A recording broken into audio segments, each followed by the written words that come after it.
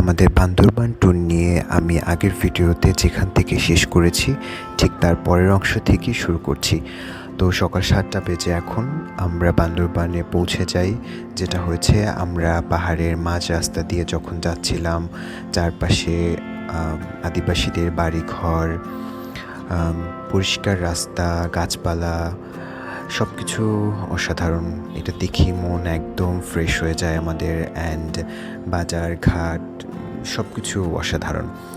তো এখানে খুব ছোট একটা ইনফরমেশন দিয়ে রাখি আপনাদের, আপনারা যারা বান্দরবান ট্যুরে যেতে চান, অফকোর্স আপনার সাথে এনআইডি কার্ড রাখবেন এবং পার পার্সন এক একজনের 7 থেকে 8টা করে এনআইডি কার্ডের ফটোকপি লাগবে, কারণ এখানে বিভিন্ন পয়েন্টে আর্মিদের কাছে জমা দিতে হয়। এটা ফর সিকিউরিটি পারপাস, পুরোটাই এখানে বাংলাদেশ আর্মির দ্বারা সিকিউরেট করা।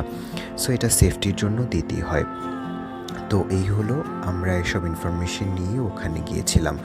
তো আমরা যখন পাহাড়ের রাস্তা থেকে যাচ্ছিলাম, গাছপালা, সানশাইন সব কিছু একদম মনে হচ্ছিল নতুন, কারণ আমাদের সবারই নতুন এক্সপিরিয়েন্স, এখানে এর আগে কখনো আসা হয়নি। তো এরপর আমরা প্ল্যান করছি যে আমরা হোটেলে উঠবো, কারণ সারা রাত একটা লম্বা জার্নির পরে এখন যদি রেস্ট না করি তাহলে বাইক চালানো বা পুরোটা ঘোরা আমাদের জন্য একটু টাফ হয়ে যাবে।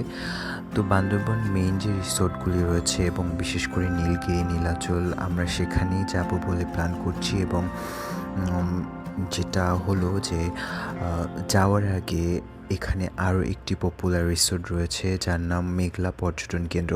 তো আমরা এখন সেখানে যাব, কারণ আমরা চিন্তা করলাম যে যখন ফিরবো তখন আর এখানে নাও যাওয়া হতে পারে, সেজন্য আমরা এই রিসোর্টের দিকে রওনা দিই এবং সেখানে পৌঁছাই। পৌঁছাতে প্রায় 8টা বেজে যায়। তো এত রোদ ছিল। পাহাড়ে যেটা হয়, যখন বৃষ্টি হয় তখন প্রচুর বৃষ্টি, আবার যখন রোদ ওঠে তখন এত তাপ, মানে এটা সহ্য করার মতো না।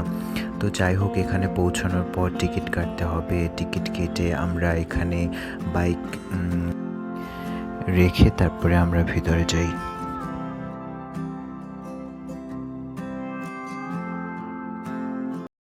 কমপ্লেক্সে আমরা এন্ট্রি করব এখন। এটার নাম মেঘলা পর্যটন কমপ্লেক্স। তো দেখা যাক, ভিতরে যাই। আর এখন সকাল 8:30, বাট এত রোদে আসলে কিছু তাকানো যাচ্ছিল না, এরকম একটা অবস্থা। যাই হোক, লেটস সি। তো ভিতরে যাওয়ার পরে যেটা হয়েছে, এই রোডটা পাহাড়ের রোড, মানে পাহাড়ের বলতে পাহাড়ের মধ্যেই এই রিসোর্টটা, কিন্তু এত ঢালু ছিল আমাদের দৌড়ে নামতে হয় এখান থেকে। এবং যখন উঠেছি বা এখান থেকে, ওইটা ছিল বেশি কষ্টকর। এমনিতেও প্রচুর রোদ, আরও এই অবস্থা। তো যাই হোক, সব কিছু নিয়ে এই তো ভালোই ছিল।